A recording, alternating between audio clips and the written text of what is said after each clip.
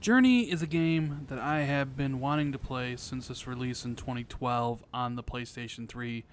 I decided now would be a good time to play the game before I delve deep into Uncharted 4.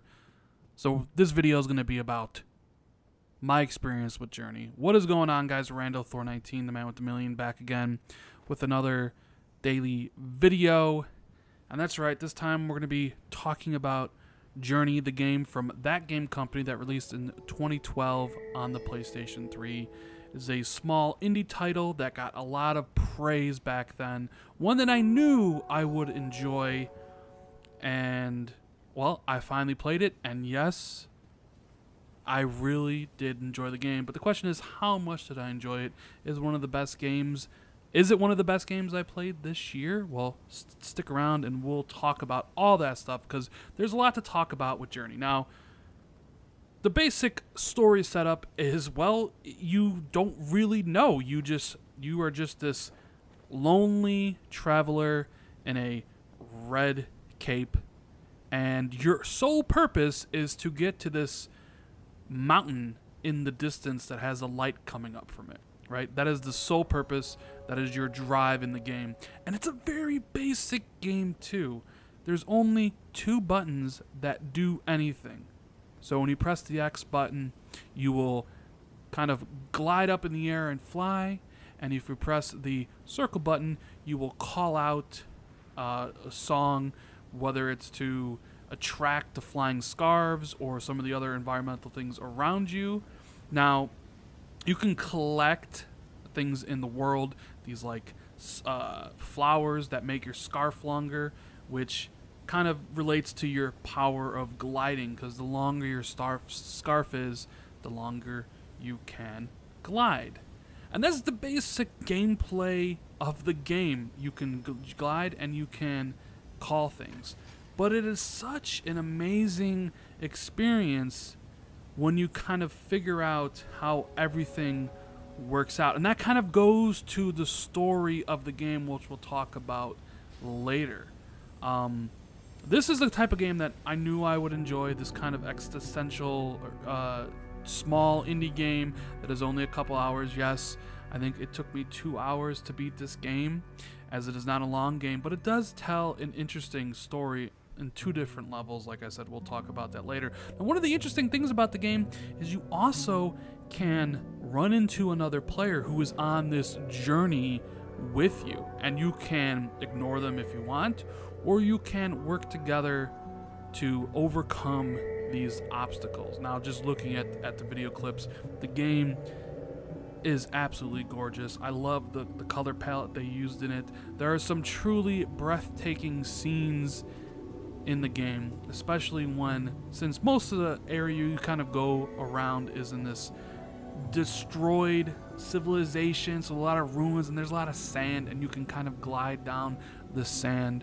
I'll have a clip in the video of me sliding down the sand with the sun out, where it looks like you're on gold sand. It is such a visually striking image that normally I don't take pictures of, but I just had to, because it honestly took my breath away.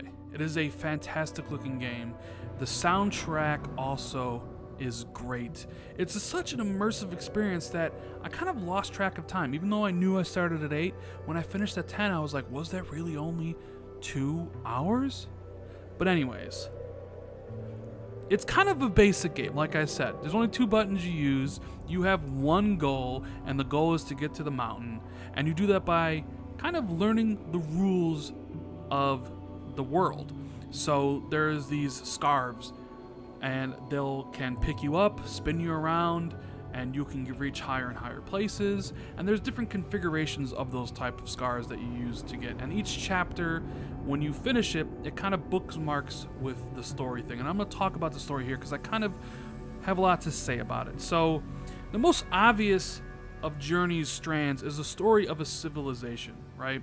One that was built up from nothing, but ultimately collapsed, which left all the starkly ruined landscape that you see as you play. And the story is told in the clip you just saw by these abstractly animated cutscenes that bookend each chapter. The murals, they're very beautiful looking, right?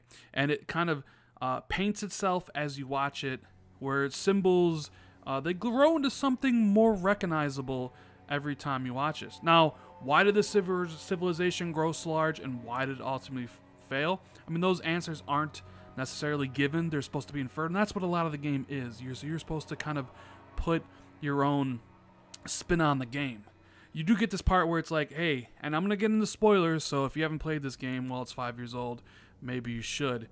But it almost seems like it's because of science and religion as why maybe the civilization failed, but it's never really told to you, right? It's kind of what you infer from the information. Now, this is also a game that it tells its story with not a single word of spoken dialogue.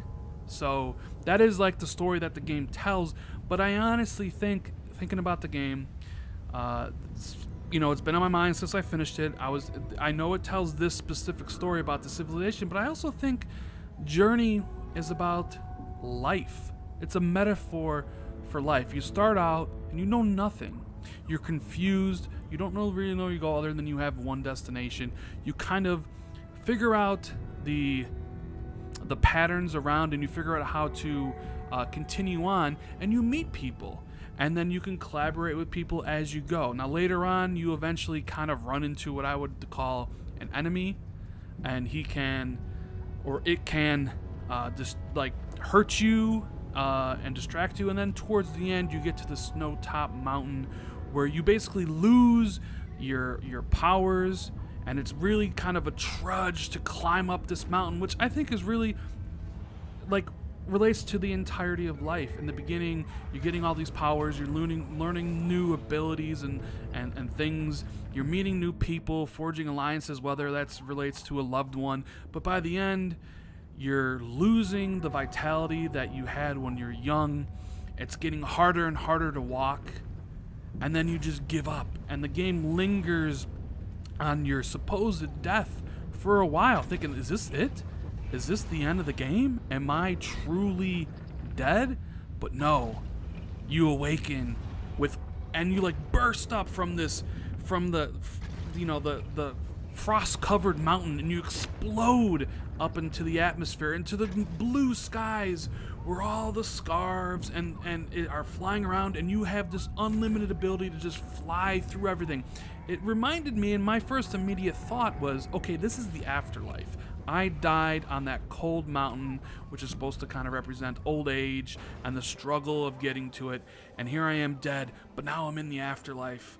I'm flying around, and the game just looks so gorgeous at that point.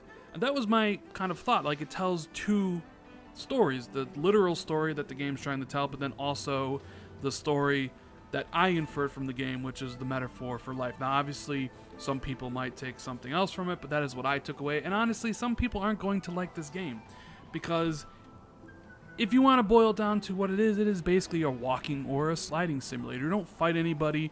It is incredibly short.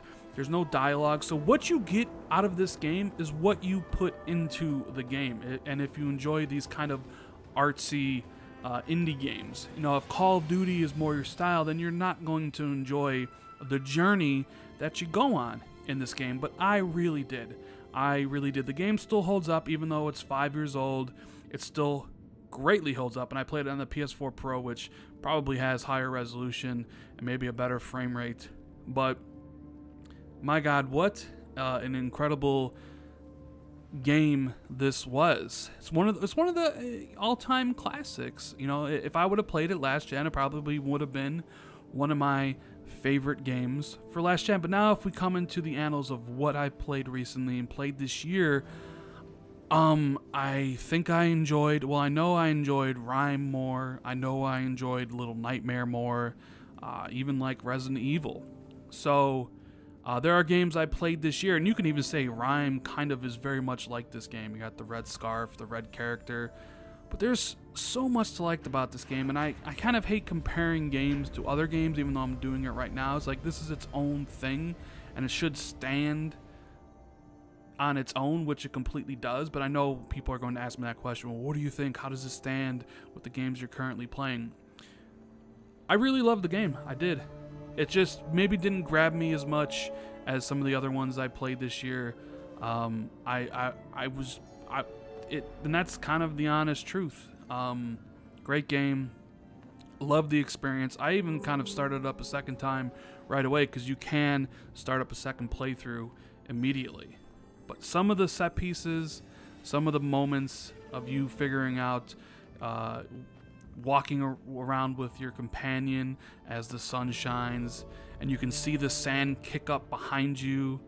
Truly, truly a remarkable game, and that game company should be extremely proud of what they accomplished. Anyways, I'm going to give this game a 9 out of 10. I thoroughly enjoyed it. It's one of my favorite games I played the last few years. Wish I would have played it back in 2012, but I at least rectified that mistake now. Better late than never, as I always say. So anyways, guys, I hope you enjoyed this quick look at Journey and what I thought about the game. Let me know what you think about Journey in the comments below. If you liked the video, hit that like button.